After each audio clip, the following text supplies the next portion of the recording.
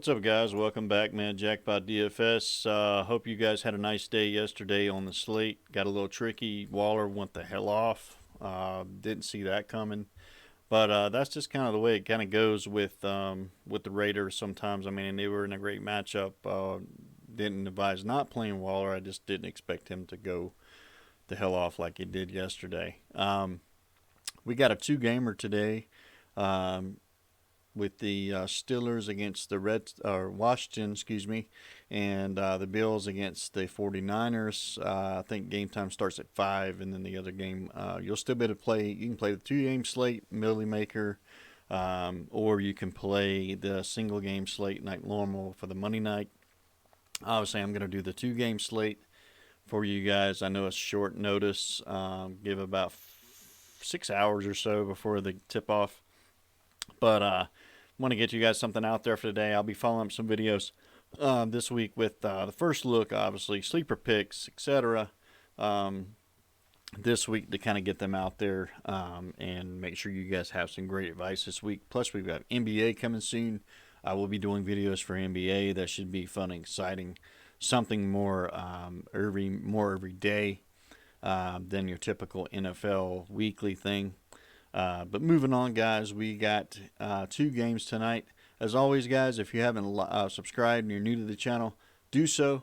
As always, I appreciate the likes and love, guys. That helps grow the channel and get it out there. Helps me out a ton. But anyway, moving on to our QBs on the slate. Obviously, Josh Allen will be the highest priced QB on the slate tonight. For a good reason. Last 3 games, he's had a 39, a 29, and an 18.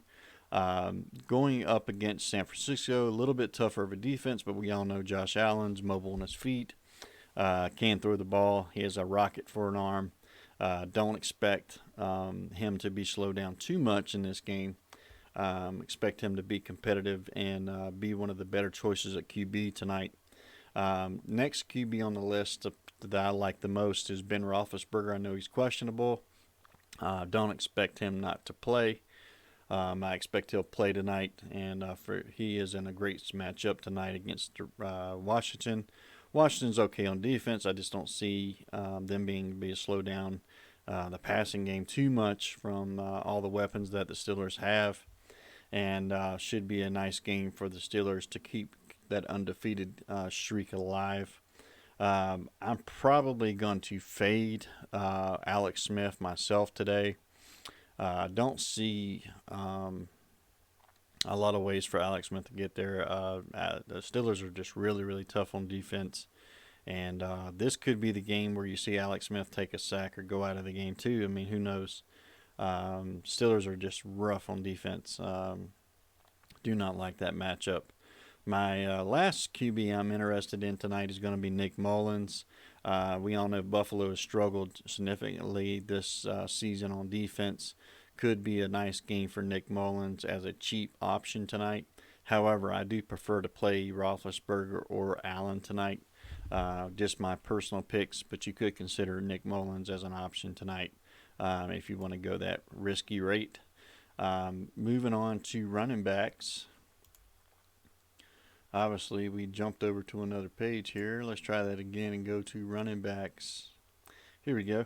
No interest at all in Antonio Gibson. He's the highest priced running back on the slate. That should be an easy fade tonight. He's not going to go against a nice matchup today. He's going against the Steelers. Number 2 in the league against opposing running backs. Should be a hard game for him to get going. If I'm going to go Washington backfield, I most likely will go McKenzie. McKenzie is probably the better option today for the Washington backfield if you want to go that route. Just because I think they'll be playing from behind and they'll be passing a lot, and McKenzie's more of that catching back for them today. Moving on to our next guy on the list is Raheem Mostert. Should be in a great matchup tonight to play against a poor 25th in the league against opposing running backs, the Buffalo Bills. Not good at stopping the run, not good at really stopping the pass this season. Should be a nice game for Mostert, and he could go off for a big game today. Probably I like him the most out of the running back group today. Next on the list would be Benny Snail. Washington is pretty good against stopping the run, but I just feel like that defense is going to be out there a lot and get tired. Could see Benny Snail having a day or having at least a touchdown run. He got 16 rushes last game due to the Connor out with COVID-19 stuff. He will not play tonight. That news came out a little early, so it'll be a Benny Snail show tonight. They don't concentrate too much on the run, though. I mean, they do pass a lot, so I would concentrate more on the passing game for myself. However, you do have to play a couple running backs in the slate. I think Benny Snell's probably that good option to go with. Some small consideration for Zach Moss and Singletary. They've not been too involved. They've kind of split the load in half. 9 rushes last game for Zach Moss, 11 for Singletary last game. These guys aren't putting up monster fantasy numbers. I think you might just be better off taking that point per reception on DraftKings with J.D. McKissick at 4,500. 15 targets, 4 targets, 2 targets, but I think that'll be up this game because they'll be playing from behind. Could also go with Anthony McLaurin tonight, possibly, and you can consider a backfield a little bit with the 49ers. They do like to run the ball with a Jarrett McKinnon or a Jeff Wilson Jr. He should be back this game. However you want to do that. Jeff Wilson did get 12 rushes last game. Didn't amount to too much. But this should be a better matchup for them guys on paper. Moving on to wide receivers for today. Stephon Diggs, love him. He's going to be targeted a ton in any kind of matchup he's in. They should be passing a lot. Obviously 12, 11, and 9 targets the last 3 games. One of my favorite guys to target today. I'm going to probably avoid Terry McLaurin for the first time this season, just due to the matchup he has with the Steelers. If Alex Smith can get protected, he could get the ball out possibly, but it's hard for me to trust that and see what those guys can do.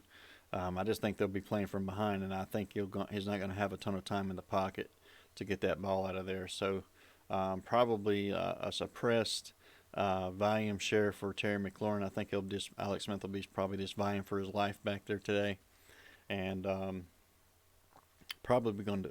I won't say he ain't in play, but I probably would avoid him myself today, just because I think he'll be not get the usual, just because of the matchup defensive wise.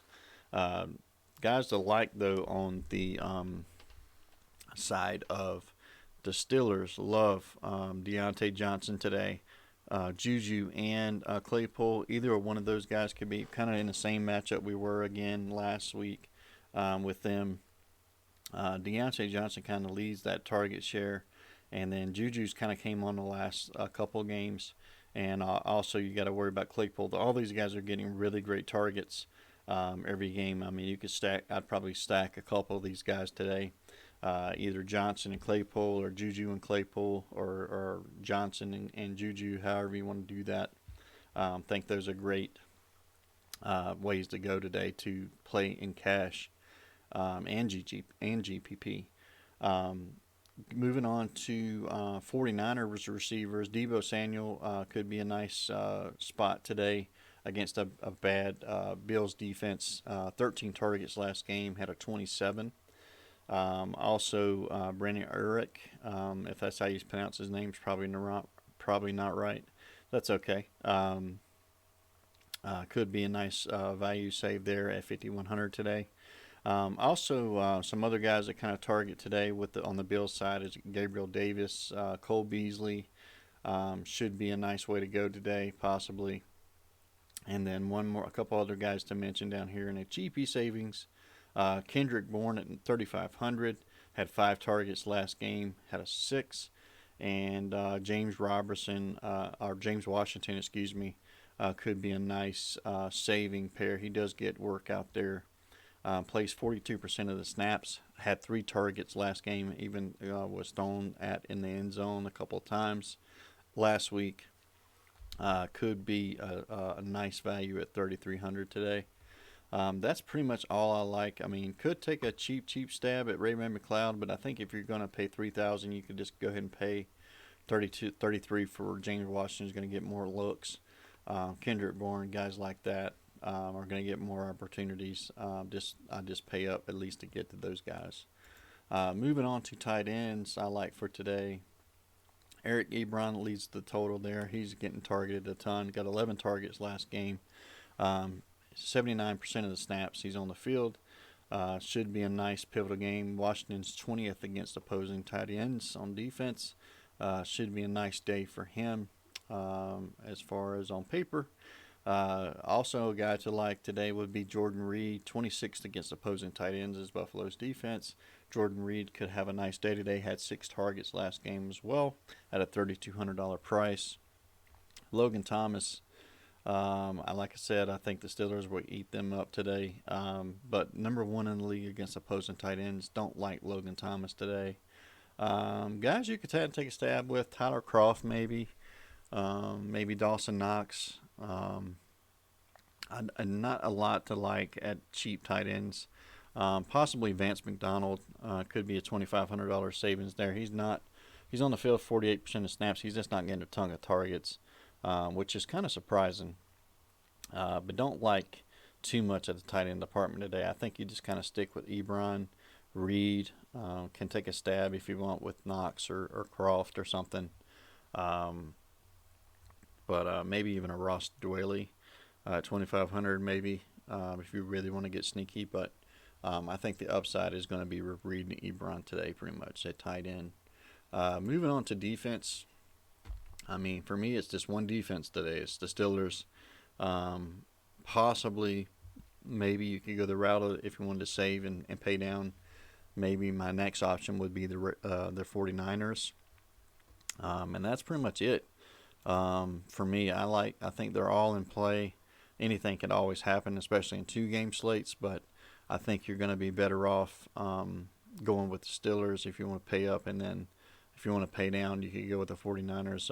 Allen does make mistakes and does fumble sometimes, so not out of the ordinary that he couldn't get sacked, strip, fumble, and they run it back to the house. We've seen some odd things happen on defense the past few weeks, and many teams, people didn't expect to have those kind of outcomes.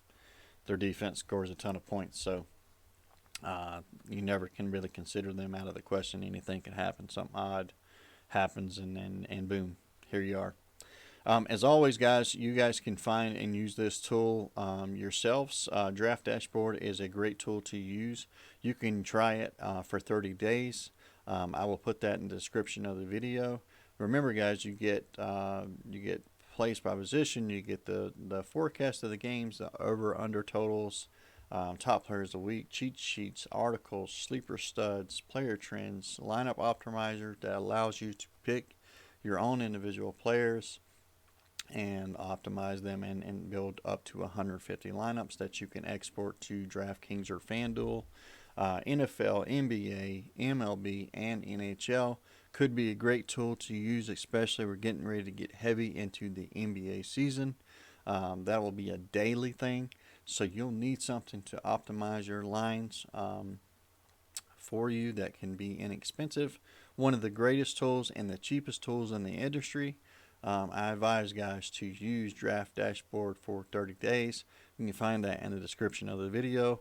I will also link my Twitter down there in the description as well for you guys. Guys, good luck today. Hope you've all had a great weekend.